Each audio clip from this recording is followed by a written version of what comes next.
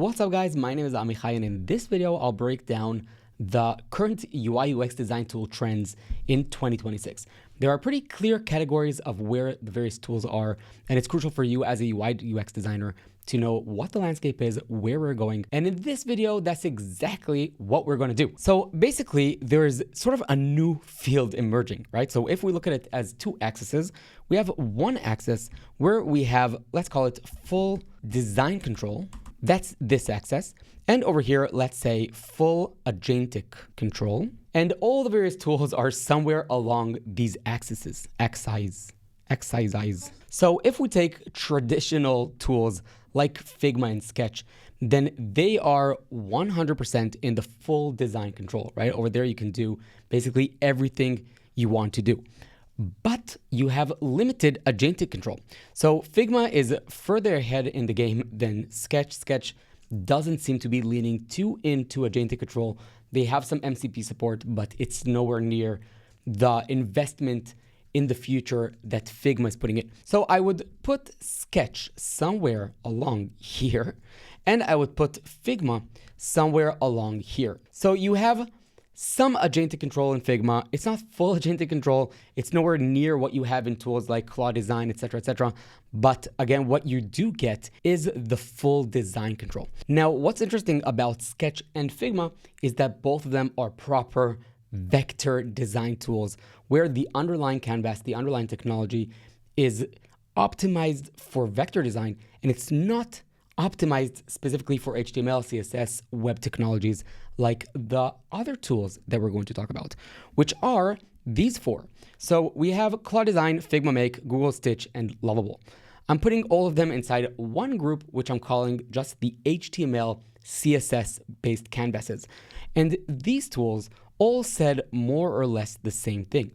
They said the future of design is HTML and CSS-based canvas. Since agents are trained on trillions of lines of code, let's take what agents are best at. Let's have models just spit out straight HTML, CSS, and then let's give you sort of a view and control on a canvas, and then you're not editing on a vector canvas, and then you need to translate it to code where you have potentially loss of visuals and just loss in translation between the vector data and the code, underlying code data. These tools said, let's just design directly in HTML and CSS. And all of these give you full agentic control, but they have very limited design control. So even if you really wanted to, as a designer in 2026, to switch to one of these tools, you can't actually use it professionally inside a company because it just doesn't provide the full feature set that you need. Okay, next up, we have the new players in the field, Pencil and Paper, which they have such complementary names. It's kind of funny that this is like the new wave of design tools. But yes, this is, I think, the closest thing to where the future is going in terms of design tools and what the future of UI UX design tools will actually look like. Paper is very similar to these tools in terms of the HTML, CSS-based canvas. They're saying the same thing, basically. The code is the future of design. Go ahead, design freely, but underneath the hood, it's code. And then there's no translation layer. So you can literally just export as HTML, Tailwind, etc., and you have the exact same design. So why isn't Paper together with this group? And the answer is that unlike the other groups, you have more agentic control. Both Pencil and Paper aren't cloud-based. It's not a tool that's sitting in the cloud and you're interacting with something, but rather it's local on your computer. You have your agents working with the underlying tool and alongside your other tools, so you can work with the code base, you can use it via MCP. It just integrates better with your workflow. Plus, they're just more mature than these tools. These tools allow you to vibe design something fairly simple, and that's more or less it. These tools, however, give you much more manual control.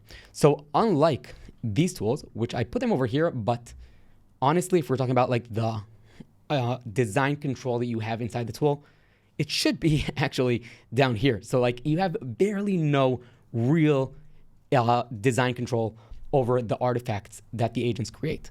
On the other hand, Paper and Pencil are way, way, way more mature in terms of capabilities. So they're definitely not up here Figma grade design tools, but they definitely have much more control than the various other Vibe design tools. So I'll put them, I don't know, somewhere, let's say over here. They have still a long way to go, but they're definitely much, much closer.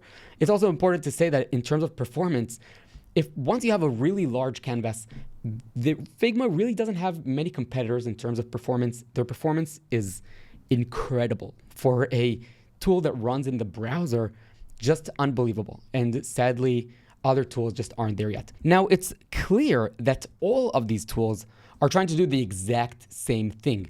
They're trying to reach this area over here.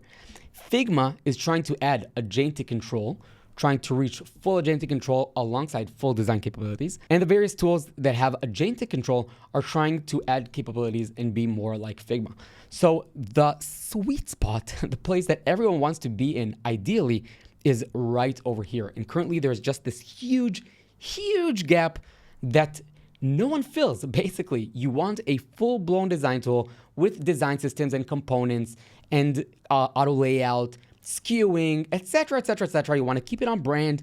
You want agentic control. You want to be able to automate all the manual things, installing fonts, all that time-consuming, non-pure flow design state work that we do throughout the day. There's just no tool today that gives you the best of both worlds. Now, it seems like everyone's making this bet about where product development is going.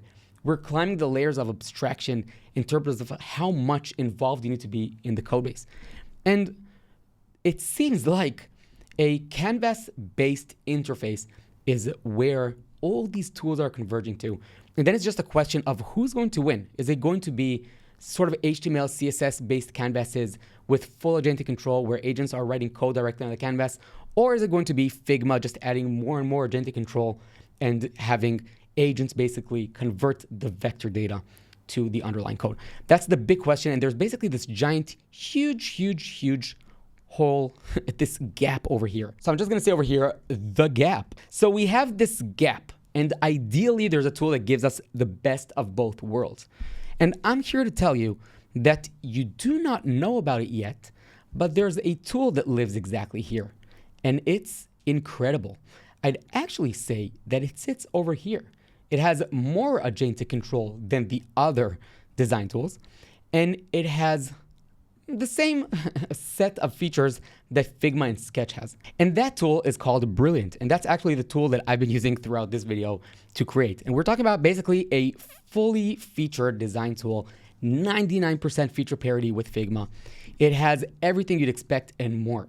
Design systems, auto layout, components, instances, etc., etc., etc. But the beauty is that you have full agentic control. Okay, so I kind of lied when I said there was a gap, because basically this is the only tool that gives you the best of both worlds.